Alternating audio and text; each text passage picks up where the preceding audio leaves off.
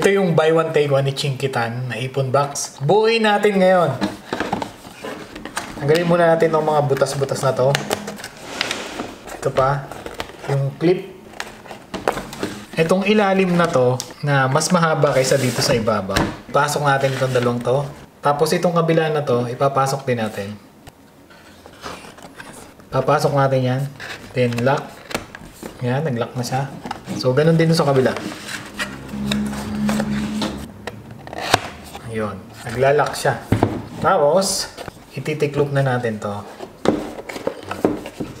Pasok natin dito. Meron din siyang butas sa ibabaw. So, lock na natin. Yan. Dito ka maghuhulog ng coins. Dito, perang papel. So, yan. Tapos na.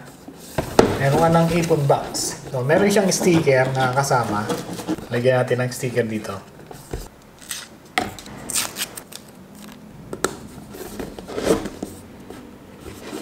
Apat din yung kanyang sticker. So, tig-dalawa siya.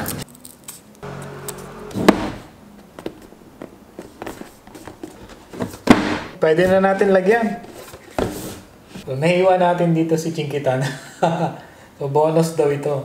Pre-webinars. Ang nakasulat dito sa back ay itong start date, kung kailan ka nagsimulang mag-ipon, din yung katapusan ng iyong pag-ipon. Dito sa labas ng box, meron kang makikita mga bilog-bilog, 20 pesos na bill times 50 pieces. Kapag napuno mo yung lagyan ng shade yung mga bilog na yan, ang total ng iyong nailagay ay 1,000 pesos. Dito naman, 50 pesos na bill, 50 pieces din, ang total ay 2,500 kapag nahulugan mo lahat yung bilog-bilog na yan. Dito 100, 5,000 yung total. 200 pesos na bill, 45 pieces, ang total niya 9,000. Then, dito sa kabilang ito, 500 pesos na bill, 35 pieces, 17,500. Dito sa 1,000 peso bill, 25 pieces lang. So, ang total niya, 25,000. Nakalagay din dyan kung kailan ka nag-start, isusulat mo, at kung kailan ka natapos. Itong box na to, pwede mo din dyan isulat kung ano ang iyong pinag-iipunan. Bahay, kotse, cellphone, negosyo.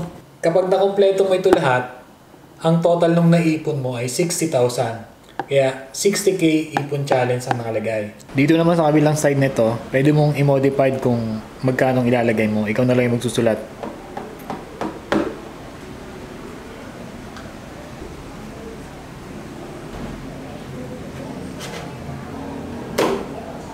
Lapis na ipang shade natin para pwede natin burahin. At pag na-shade natin lahat, marirecycle natin o marireuse natin to box. 1 hour later. Tapos, pag wala ka ng pera o pambayad sa kuryente o panggastos o pangkain, pwede mong kunin. Kunin na natin. Wala akong pangkain. Visit.